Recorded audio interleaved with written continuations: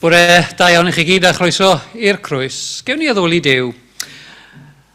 Amgrymwch i'r arglwydd yn ysblander ei sancteiddrwydd. Crynwch o'i flaen yr holl ddeiar. Dywedwch ymhlith y cenhedloedd a mae'r arglwydd yn frenin. Dduw holl alluog a ddyrchefais dy fab Iesu Grist i ogoniant y nefoedd, a ti hwnt i orwelion ein golwg ni, a thi draw i ffiniau ein deall. Diolchwn fod gennym yn y nef yn awr, weredwr sydd yn deall ein gwendidau, yn eiriol trosom. Heb fod mwyach yn gyfyngedig i un lle, diolchwn bod yr Iesu yn awr trwy'r ysbryd glân, yn bresennol ym mhob man ac yn aros gyda ni am byth. Ac felly iddo ef sy'n byw ac yn teyrnasu gyda thi ar ysbryd glân, offrymwn y clod a'r gogoniant, yn awr ac yn oes oesoedd. Amen. Am y teilo a Llywelyn yn mynd i ledio yr emyn cynta, bore yma 228.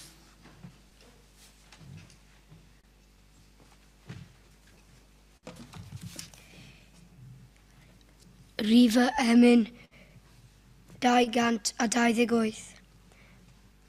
Dad dy gair yn glir ddisgleiria, trech na tywyllwch yn glir ddisgleiria.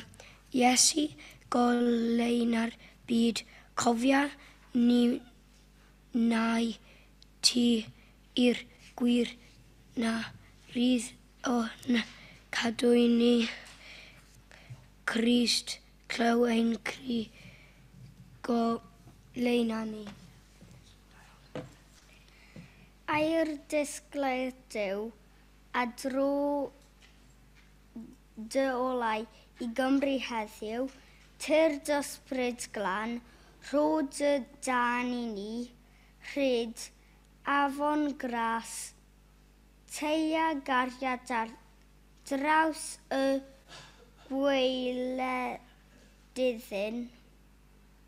gwledydd, drod y air a goleuni a fydd.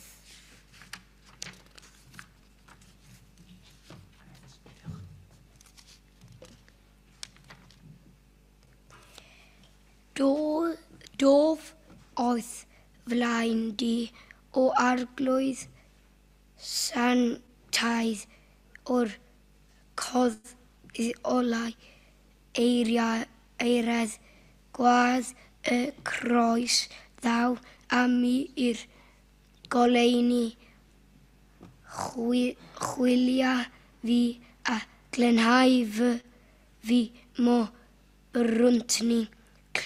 Grist clyw fy ngri goleuna fi.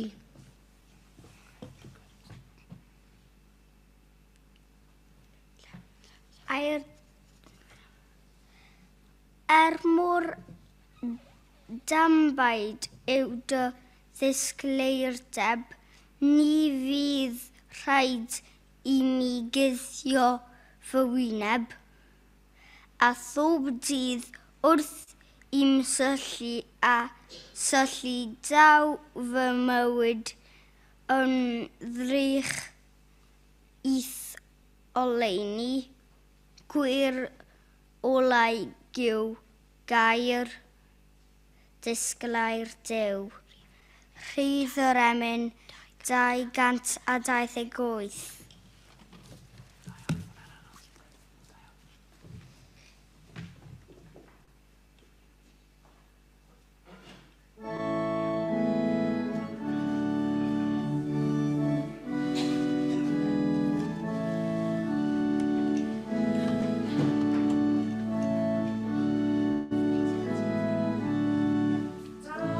Tygariad yn glir ddisgleiria, trech na tywyllwch yn glir ddisgleiria. Iesu coleo'r byd, cofia nenau, ti yw'r gwir ar yr thawn codwynau. Crist clyw ein cri, goleuia ni. A'r disglair Duw, dyrodol i Gymru heddiw, tyr dysbryd glân, rhod y dan i ni.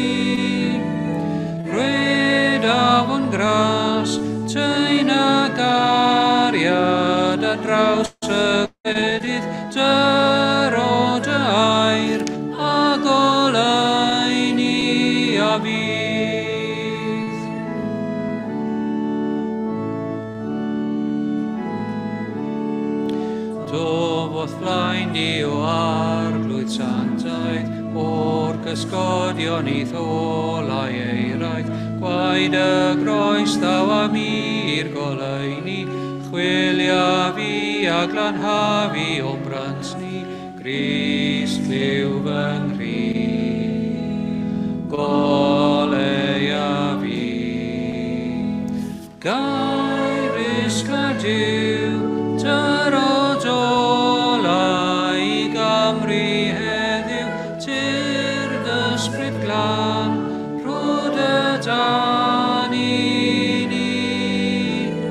Red afon gras, taen a gariad ar draws y gwledydd, dyro dy air a goleuni a fydd.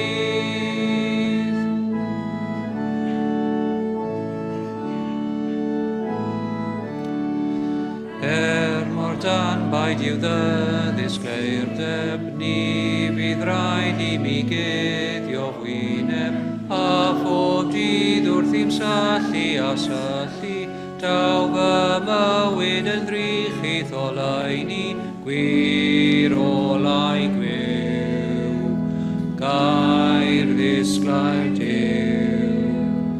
Air ddisglair Duw, dyrodolau i Gymru heddiw, tir dysbryd glan, tyderan i ni.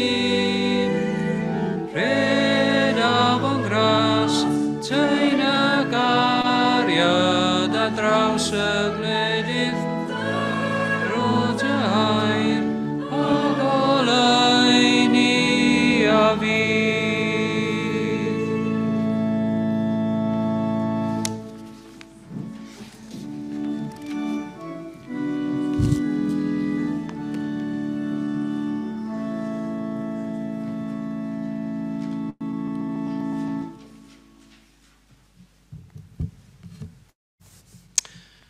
Diwedd Efengyl Ioan, un o'r adroddiadau am atgyfodiad Iesu wedi'r Pasg. Ioan pennod 20. Gyda'r nos ar y dydd cyntaf hwnnw o'r wythnos, yr oedd y drysau wedi eu cloi lle roedd y disgyblion, oherwydd ei bod yn ofni'r Iddewon. A dyma Iesu yn dod ac yn sefyll yn ei canol ac yn dweud wrthynt, tangnefedd i chi. Wedi dweud hyn, dangosodd ei ddwylo a'i ystlys iddynt. Pan welsant yr arglwydd, llawanychodd y disgyblion. Meddai Iesu wrthynt eilwaith, tangnefedd i chi. Fel y mae'r tad wedi fy anfon i, rwy fi hefyd yn eich anfon chi. Ac wedi dweud hyn, anadlodd arnynt a dweud, derbyniwch yr ysbryd glân. Os maddeuwch bechodau rhywun, y maint wedi ei maddau. Os peidiwch ei maddau, y maint heb ei maddau. Nid oedd Thomas, un o'r 12, gyda hwy pan ddaeth Iesu atynt. Ac felly dywedodd y disgyblion eraill wrtho, yr ydym wedi gweld yr arglwydd. Ond meddai ef wrthynt, os na welaf ôl yr hoelion yn ei ddwylo, a rhoi fy mis yn ôl yr hoelion, am llaw yn ei ystlys, ni chreda fi byth. Ymhen wythnos yr oedd y disgyblion unwaith eto yn y tŷ, a Thomas gyda hwy. A dyma Iesu'n dod bod y drysau wedi eu cloi, ac yn sefyll yn y canol a dweud, tangnefedd i chi. Yna meddai wrth Thomas, estyn dy fis yma, edrych ar fy nwylo. Estyn dy law, a'i roi yn fy ystlys. A phaid y bod yn anghredadyn, bydd yn gredadyn. Atebodd Thomas ef, fy arglwydd am Duw. Dywedodd Iesu wrtho, ai am ei ti fy ngweld i yr wyt wedi credu, gwyn ei byd y rhai agredodd, heb iddynt weld. Amen. Os newch chi droi at gefn eich llyfr yma, adran y cantiglau a'r salmau, rhif 984.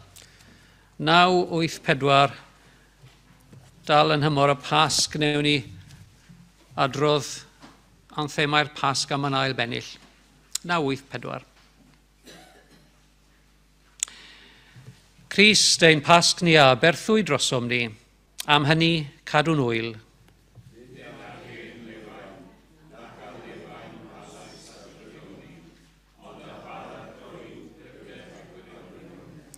Nid yw Crist wedi ei gyfodi oddi wrth y meirw yn marw mwyach. Nid yw marwolaeth yn arglwyddiaethu arno mwyach.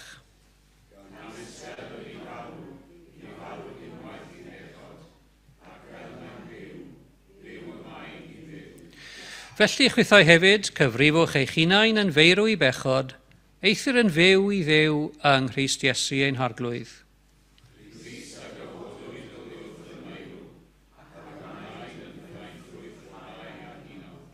Canes gan fod marwolaeth trwy ddyn hefyd y mae atgyfodiad y meirw.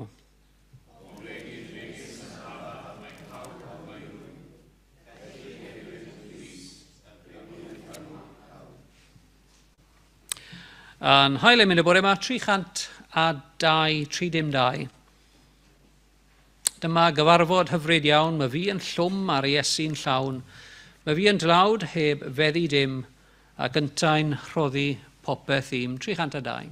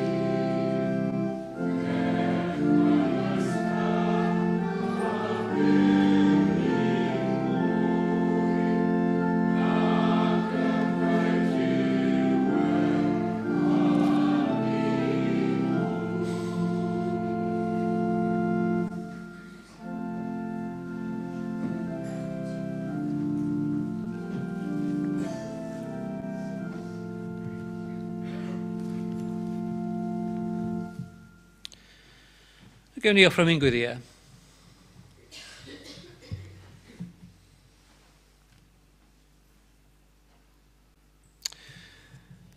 Gwyddion arglwydd am y tangnefedd sydd yn dod o ddichod ac am iachawdwriaeth pawb oll. Gwyddion am heddwch i'r holl fyd. Parhawn i offro mi'n gwyddiau dros yr ardaloedd hynny lle mae yna derfysg, rhyfel, gofid a dioddefaint. Am les uchaf eglwys Dduw ac am undeb rhwng pawb a'i gilydd. Gwyddion dros bawb sy'n rhannu yng ngwaith yr eglwys, ar iddynt gyflawni ei gweinidogaeth a chalon lan a chydwybod bir, a chyhoeddi efengil Crist yn ffyddlon mewn tystiolaeth a gwasanaeth. Gwyddion dros ein llywodraethwyr,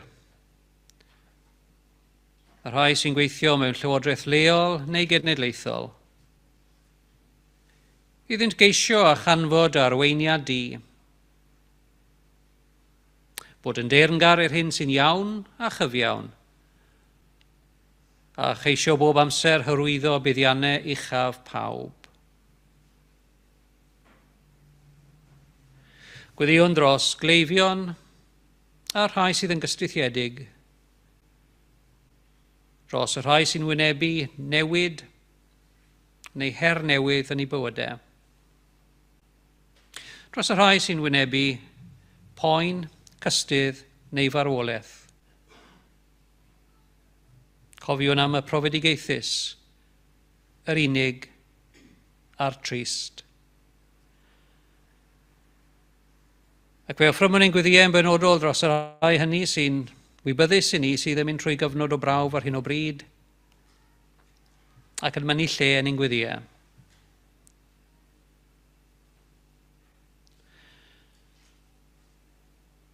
Ac yn ehangach yn ein gwlad ac yn ein byd, gweddiwn dros y tlawd ar anghennus, yn ewynog ar digartre. Dros y rhai sy'n dioddau mewn sefyllfa o ryfel neu wrthdaro. Dros ffoaduried a cheiswyr lloches, a phob un ai'r ludur o achos cyfiawnder.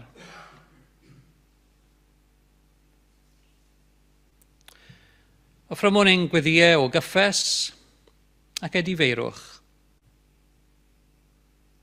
Gan gydnabod y pethau hynny sydd yn ein bywydau, sydd yn groes i ewyllus ein harglwydd ar ein cyfer. Y geiriau a'r gweithredoedd sydd yn groes i alwad yr Efengil.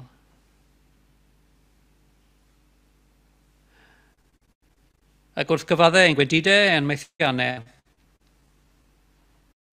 Awn hynny yn hyderus yn yr ymwybyddiaeth ein bod ni yn troi at Dduw sydd yn Dduw o ras am y ddeiant, ac yn cynnig ei gariad i ni am mhob amgylchiad. Offrymwn ein gwyddiau o ymbil dros y bobl hynny sydd yn rhan o'n byw pob dydd. Cymdogion, cydweithwyr, aelodau ein teuluoedd.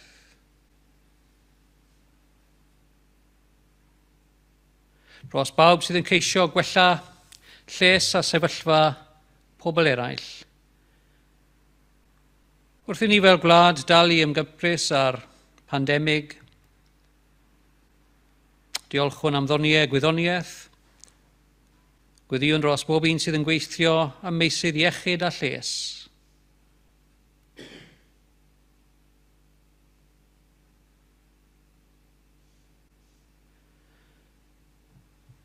Offrymwn ein gwyddiau distaw personol, yn ymwybodol o'n dyled swyddau yn y byd tuag at a rhai sydd o'n cwmpas, a rhai sydd yn rhannu ein bywydau.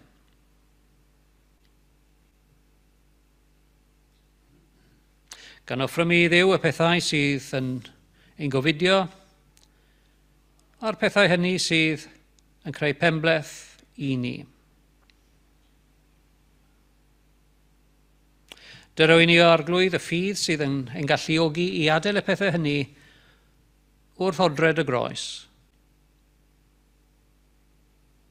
Yn sicr yn yr ymwybyddiaeth dy fod ti yn gwrando gweddi ac yn ei ateb yn dy ffordd ac yn dy amser dy hun.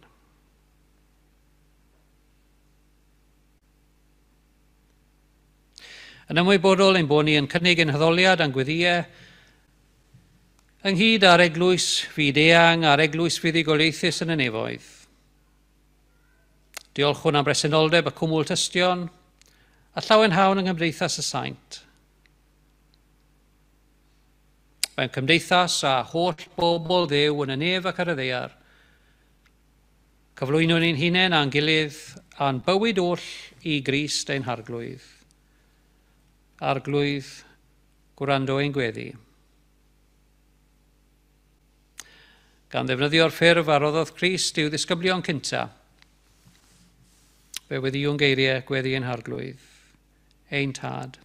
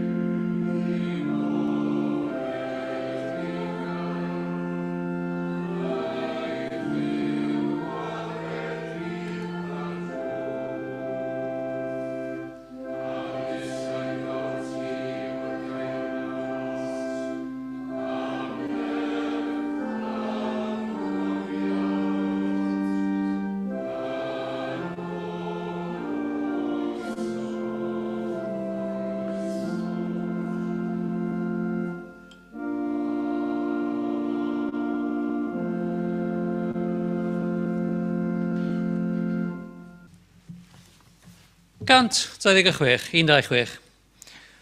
Molwn enw'r arglwydd brenin mawr y nef, crewr a chanhaliwr bywyd ydyw ef, llechwn yn ei gysgod pa beth bynnag ddaw, nerthoedd nef a deiar, geidw yn ei law. 126.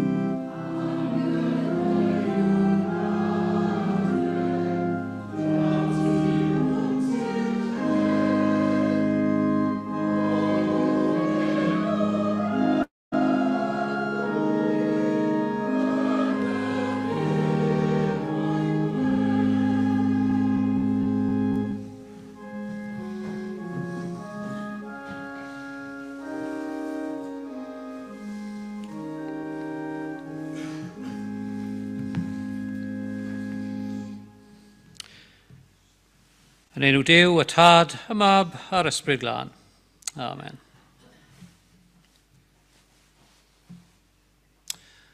Rwy'n sydd wedi cael cam dros y canrifoedd yw Thomas. Nid ysgrifennydd, ond mynd nôl at y Testament Newydd a'r cyfnod na wedi yr atgyfodiad Thomas yr Apostol. Ac wrth i mi ddweud Thomas yr Apostol, beth sy'n dod i'r meddwl?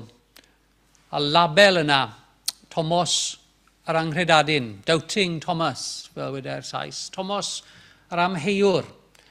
A mae'n drist bod y label yna wedi glynu wrtho fe. Un mess-up a dyna gyd mae pobl yn cofio amdano fe. Beth ydyn ni'n gwybod am Thomas yr Apostol? Wel, dim llawer. Dim ond un o'r Efengelwyr sy'n sôn amdano fe. Sim sôn yn Matthew, Mark a Luc, a Ioan yn sôn ta beth am Thomas a ddath wedyn yr Apostol. Ond am ei fod e wedi cael y cwestiwn na, neu am ei fod e wedi ymddangos rhyw amharodrwydd i gredu bod Iesu wedi atgyfodiodd wrth y meirw, ond i wela fôl yr hoelion yn ei ddwylo a gosod fy llaw yn ei ystlys, ni chreda fi ddim. Am ei fod e wedi bod mor onest â hynny, mae'r label yma wedi glynu wrtho fe, Thomas yr angredadyn. Fel na mae bywyd, ambell waith dim ond un slip-up mae rhywun yn gorfod wneud. A mae pobl yn cofio am hynny am byth. Boed yn wleidydd, arweinydd, gweinidog, beth bynnag yw'r swydd. Chi'n gwybod llinell hyfryd Shakespeare?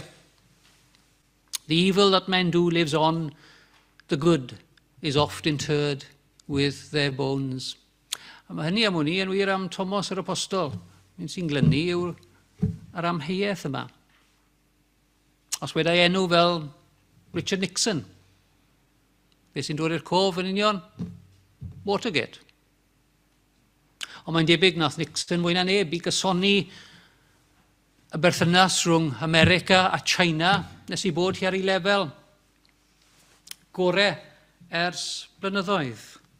Mae'n haws cofio methiannau pobl.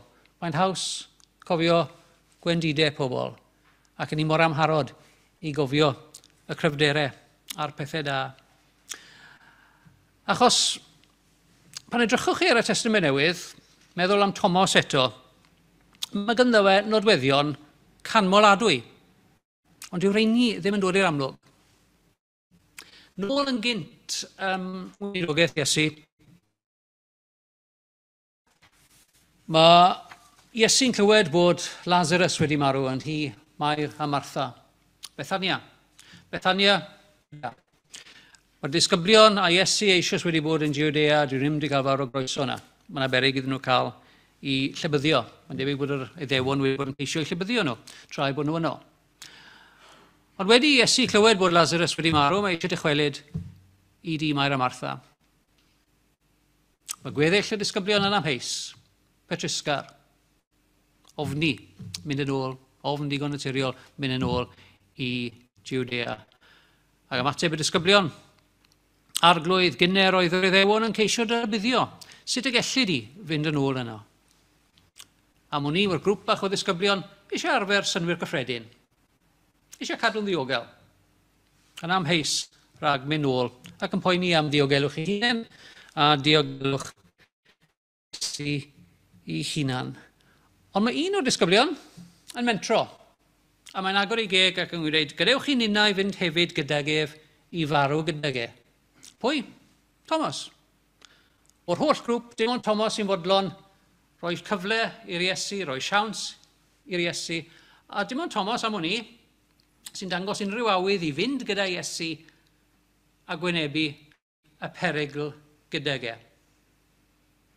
Felly ymhell o fod yn rhyw angredadyn mawr, ni'n gweld rhywun sydd yn gynt yn Gweinidogaeth Iesu yn fodlon cymryd risg, yn fodlon mynd i sefyllfa peryg gyda Iesu, uniaethu hunan a Iesu.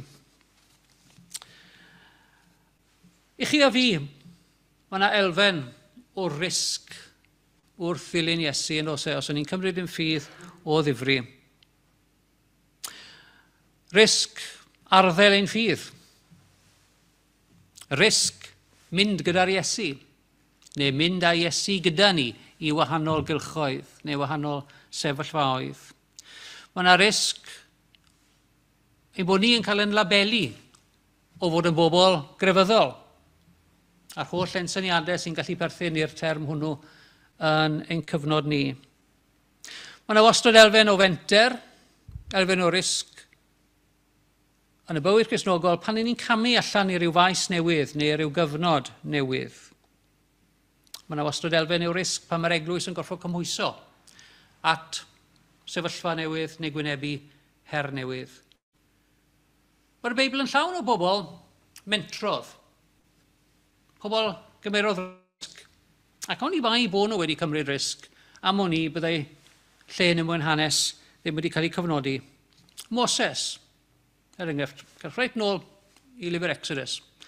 Barod i risgo popeth a'r alwad i ddew, barod i wynebu y grym militaraidd mwyaf oedd yn perthyn i'w fyd yn ystod y cyfnod yna arwain yr Israeliad allan o'i gaethiwed. So mi ddwch mlaen i'r Testament Newydd, roedd e'n risg i'r disgyblion yma gyd. Risg i Simon Pedr i adael gyrfa, oedd yn gyfarwydd â hi, byd a bywyd a mwni, oedd yn digon gyfforddus iddo fe, a mentro gyda Iesu. Dipyn o risg i'r Apostol Paul, ar ei deithiau genhadol, gwynebu ymerodraeth Rhufain, pregethu o flaen yr ymerawdwr. Dewch dros y canrifoedd yn hanes yr Eglwys, Martin Luther, cymryd risg, ac am ei fod e wedi cymryd risg a hoelio'r erthyglau yna o'r ffrws Eglwys Wittenberg, bydde'r diwygiad Protestannedd ddim wedi digwydd. Yn hanes angydffurfiaeth, rhywun fel John Wesley yn cymryd risg yn ordeinio gweinidogion, tra bod yr Eglwys Wladol ar y pryd ag Esgob Llundain yn benodol yn erlyd y Methodistiaid yn eitha cuaidd. Rhyfel byd diwetha, pobl fel Bernhofer, canrif diwetha, Oscar Romero, Martin Luther King, mae yna restrau ohonyn nhw'n oes e. Pobl nath bentro, pobl nath cymryd risg, yn union fel Thomas yr Apostol. Gadewch i ni fi'n gydag e, fel y gallwn farw gydag e. Ac yn ei ffyrdd ei hunain, mae'r holl bobl yna wedi wneud a gweud rhywbeth tebyg. Rwy'n mynd gyda fy arglwydd, beth bynnag a ddaw. A tro nesaf chi'n dod ar draws Thomas, cadwch hwnna yn y cof. Tro nesaf chi'n dod ar ei draws yn Efengil Ioan yw pan mae Iesu yn siarad ei ddisgyblion am y nefoedd. Mae'n siarad am bethau trwm, bethau dirgelwch y bywyd nesaf. A Iesu yn sôn gyda'r geiriau hynny yn hif yn had y mae llawer y drygfannau. Syniad, dyrus, cymleth. A mae Iesu fel sef yn cymryd yn ganiataol bod ei ddisgyblion yn deall. Dyn nhw ddim. Ac fel bod unrhyw ddosbarth, unrhyw grŵp, mae rhan fwyaf yn amharod i ofyn cwestiwn. Ond pwy sy'n gofyn cwestiwn? Thomas. Arglwydd, ni wyddom pa le rwy ti'n mynd. Sut y gallwn wybod y ffordd? O'r holl grŵp. Thomas yr amheuwr, eto, sy'n gofyn, a Thomas sy'n rhoi fod i'r geiriau, y fi yw'r ffordd, y gwirionedd a'r bywyd. Ond y trydydd tro, yn ni'n dod ar draws Thomas, yw'r digwyddiad yma o'n i'n darllen amdani yn gynharach. Nos Sul y Pasg. Mae'r ddisgyblion wedi ymgynnull mewn rhyw ystafell yn Jerusalem. Maen nhw wedi cloi'r drysau oherwydd i bod nhw eto yn ofni'r Iddewon ar ôl popeth wedi digwydd. Iesu'n ymddangos iddyn nhw, ffordd dramatig bod y drysau wedi cloi. Maen nhw'n cael y profiad yna, ond dim ond 10 ohonyn nhw sy'n na. Mae Judas wedi mynd i ffordd druenus ei hun, ac am ryw reswm arall, dyn ni'n gwybod pam, dyw Thomas ddim yno. A chi wedi cael y profiad na eriod o golli allan. Gwedwch bod grŵp o ffrindiau wedi bod yn rhywle a wedi cael amser da, a bod chi ddim wedi bod yna. A maen nhw'n sôn am y profiad, a maen nhw'n siarad ymysg ei gilydd. Mae'r teimlad na bod chi ddim wedi bod na'n deimlad digon real. Ac am hwn i, roedd Thomas wedi cael rhyw brofiad fel yna, doedd e ddim yno. A mae rhain wedi cael gweledigaeth, profiad o'r Crist atgyfodedig, wedi gweld Iesu yn y cnawd. Ac am hwn i, roedd nhw'n fyrlymus yn sôn am ei profiad, am bod Thomas ar y cyrion. Nawr, gallai Thomas wedi gwneud un o ddau beth. Gallai fe wedi dweud, wel, dwi ddim wedi cael y profiad mae rhain wedi cael. Dwi'n mynd fy ffordd fy hun. Ac ambell waith, yn ein capeli ni ac yn ein eglwysi ni, i ni cael pobl felly. Maen nhw eisiau mynd ffordd eu hunain. Sgynna ddim o'r profiad sydd gen bobl eraill, na i weithio allan fy iechawdwriaeth yn fy ffordd fy hunain. Di hwnna ddim yn rhywbeth i ni'n gweld yn y Testament Newydd. Beth mae Thomas yn dysgu ni yw i fod e'n fodlon aros gyda'r grŵp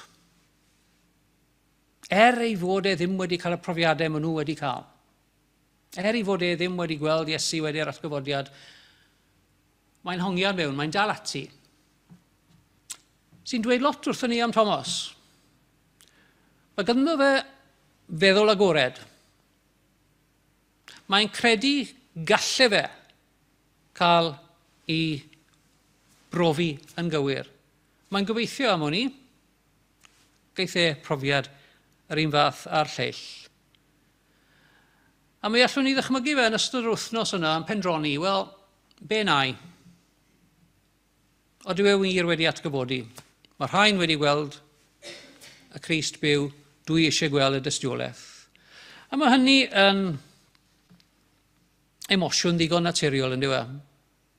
Pe fyddech chi a fi yn sgidiau Thomas, byddech chi a fi yn gweud, wel, dwi ddim wedi weld e. Sy'n ni'n gweld e dros o'n hunain, mi fydden ni yn credu. Ond mae'n dal yn rhan o'r darlun, os mynnwch chi, dal yn rhan o'r grŵp. Ac wythnos wedyn,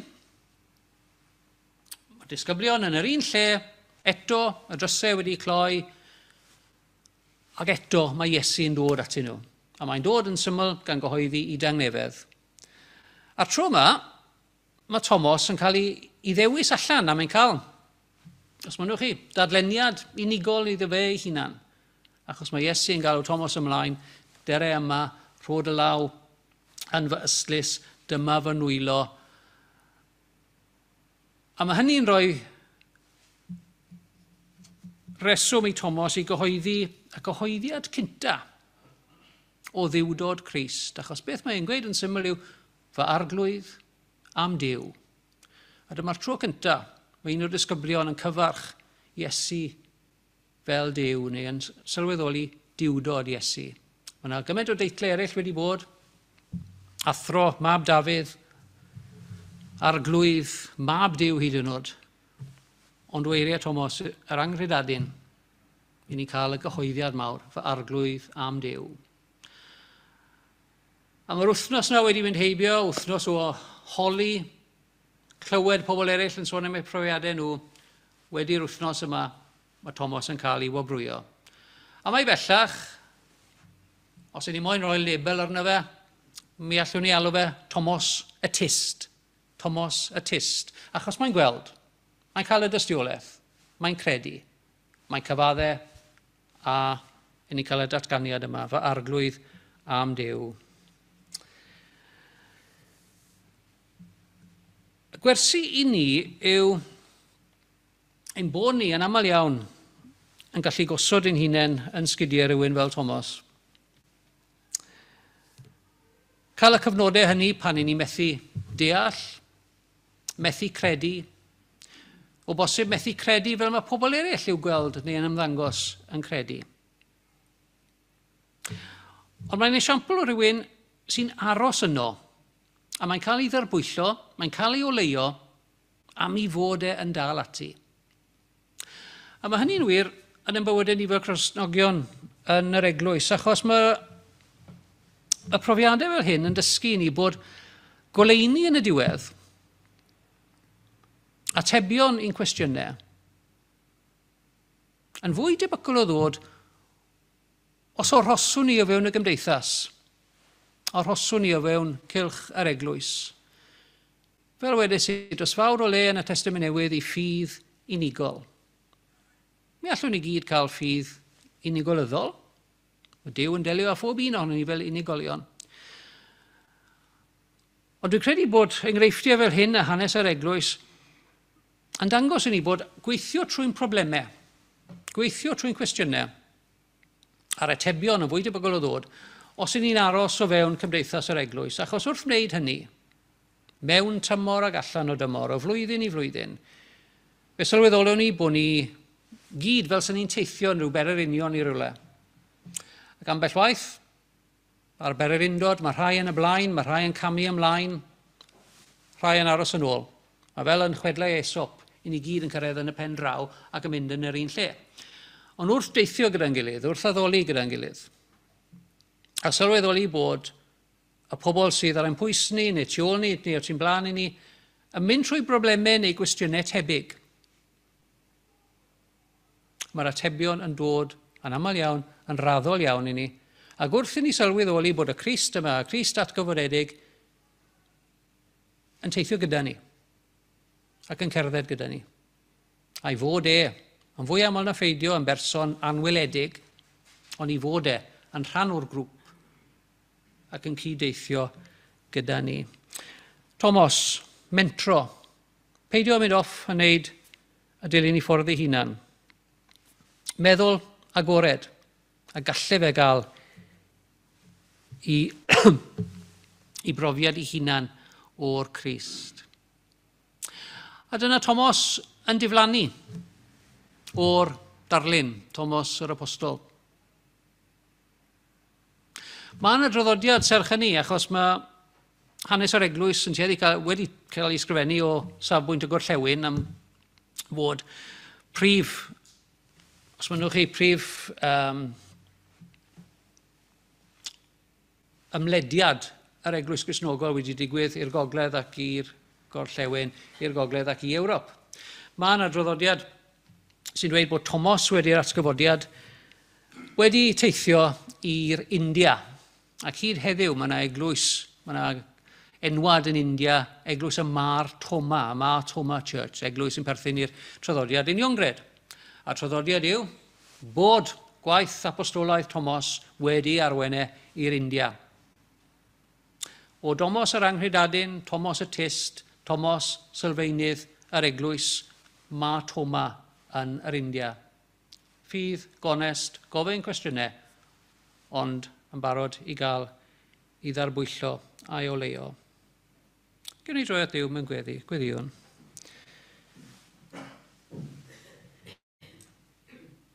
O Dduw ein Tad, diolchwn am brofiadau pobl sydd yn ymholi.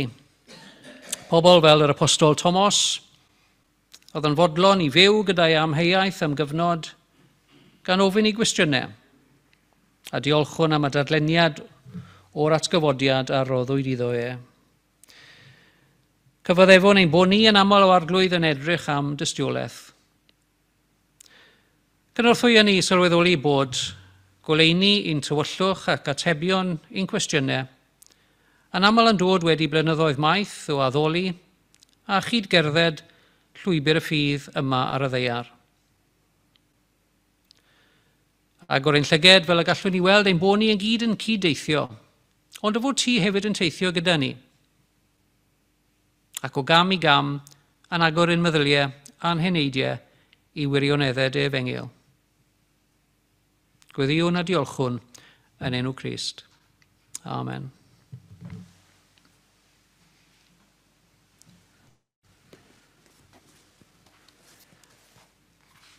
Ac wrth agosau at fwrdd y cymyn yr emyn esa 791, 791.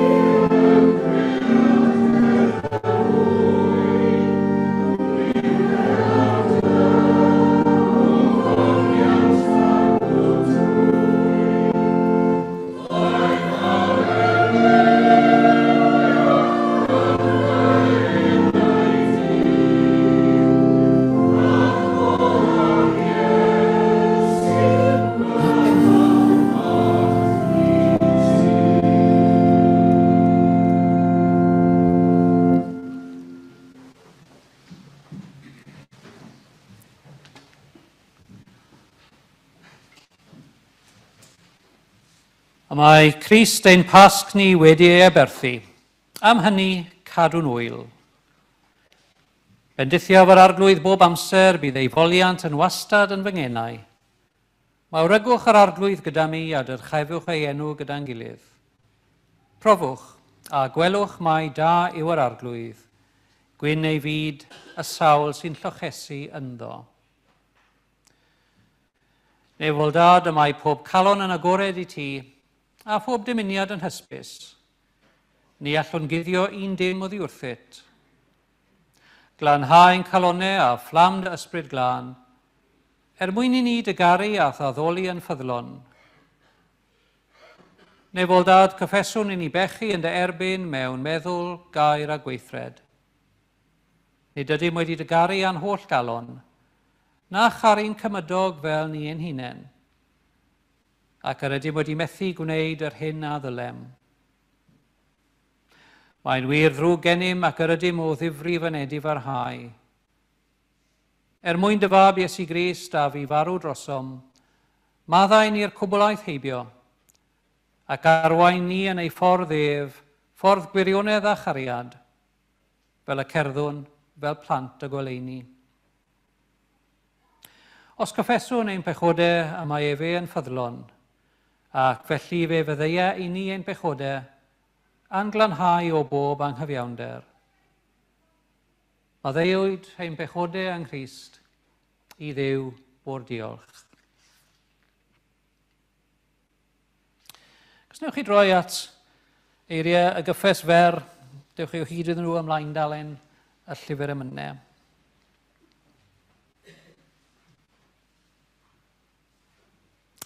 Credwn yn niw dad holl alluog, creawdwr a llywodraethwr pob peth. Credwn yn Iesu Grist, ei unig genedig fab, ein harglwydd a'n gwaredwr. Trwy ei fywyd, ei farwolaeth ar y groes a'i atgyfodiad, gorchfygodd bechod ac angau, gan faddau ni ein pechodau a'n cymodi a Duw. Credwn yn yr ysbryd glân, trwyddo ef y mae Crist yn preswylio yn y credinwyr, gan ei sancteiddio yn y gwirionedd. Credwn yn yr Eglwys, corff Crist a chymdeithas y saint, yn yr ysgrythyrau sanctaidd, yng Gweinidogaeth, y gair a'r sacramentau. Credwn yn nyfodiad teyrnas Dduw, ac yng ngobaith gwynfydedig y bywyd tragwyddol, trwy ein harglwydd Iesu Grist. Credwn mai diben pennaf dyn yw gogoneddu Duw, a'i fwynhau byth ac yn dra gywydd. Hwn yw bwrdd yr arglwydd, yn agored i bawb sy'n caru Iesu yn ddidwyll ac yn ei broffesu ef yn arglwydd a gwaredwr.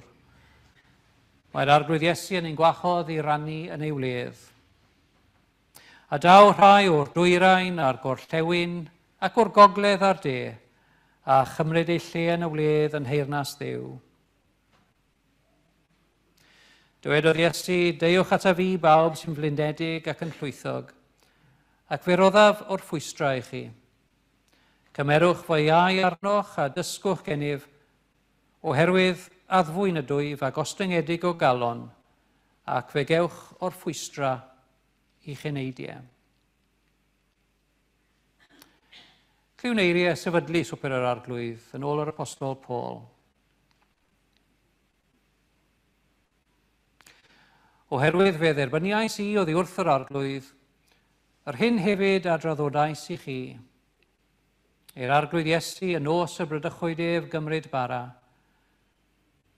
Ac wedi ddoddiolch fe'i torodd a dweud, hwn yw fy nghorff, sydd eich mwyn chi. Gwnewch hyn cof amdanaf. Yr un modd hefyd fe gymerodd y cwpan ar ôl swper gan ddweud, y cwpan hwn yw'r cyfamod newydd yn fy ngwaed i. Gwnewch hyn bob tro ar yfwch ef cof amdanaf. Oherwydd bob tro byddwch yn bwyta'r bara hwn ac yn yfed y cwpan hwn, ar ydych yn cyhoeddi marwolaeth yr arglwydd hyd nes y daw. Efelychwn felly esiampl ein harglwydd Iesu Grist mewn gair ac mewn gweithred. tangnefedd yr arglwydd a fo bob amser gyda chi.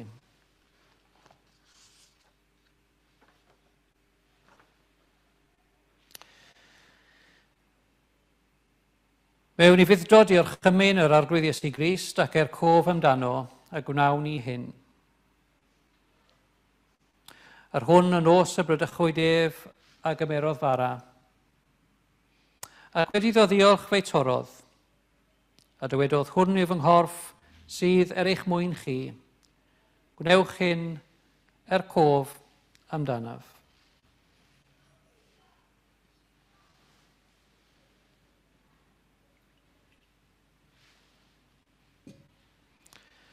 Yr un modd hefyd fe gymerodd y cwpan ar ôl swper gan ddweud, y cwpan hwn yw'r cyfamod newydd yn fy ngwaed i. Gwnewch hyn bob tro ar y fwch ef cof amdanaf. Iesu o'n Duw trigger hawr ddim. Iesu sy'n dwy'n ein pechodau, trigger hawr ddim. Iesu a chawdwr y byd, dyrwy ni dy dangnefedd.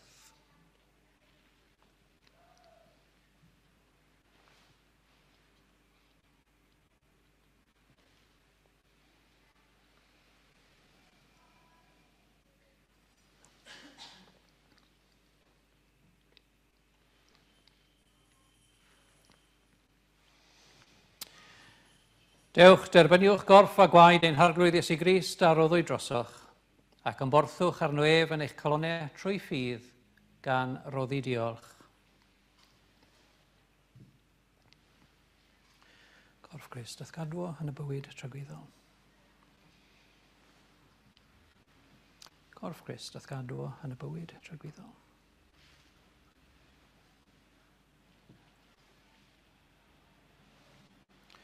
Gwaed Crist dath gadw yn y bywyd tragweddol.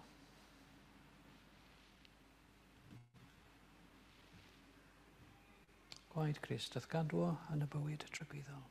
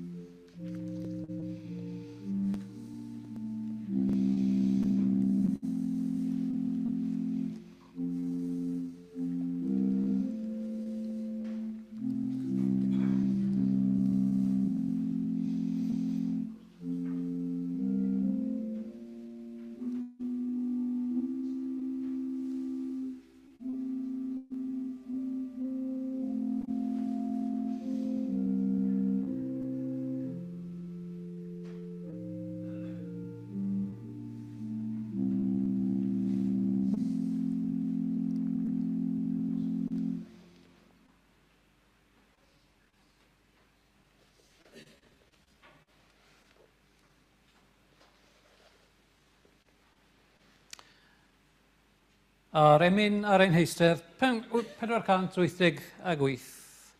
Am Iesu Grist a'i farwol glwy boed miloedd mwy o sôn, a dweded pob rewenaid byw, mae teilwng ydy'r on. 488.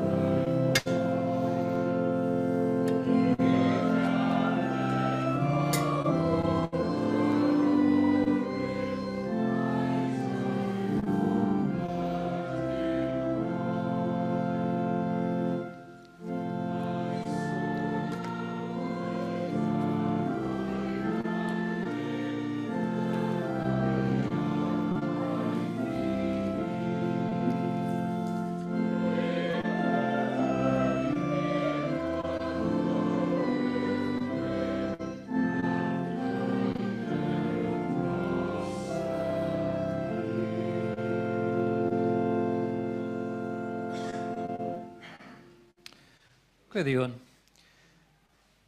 Dad grasol, diolchwn i ti am ein bwydo wrth dy fwrdd a'r ymborth nefol hwn.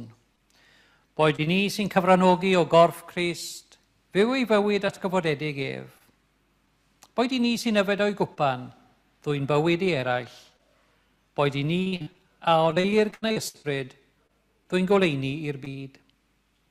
Cadw ni'n ddiogel yn y gobaith a sodaist gerein bron, fel y byddwn ni a thwrt blant yn trydd, ac y bydd y ddeiar gyfan yn clodfori dy enw trwy Grist ein harglwydd. Amen.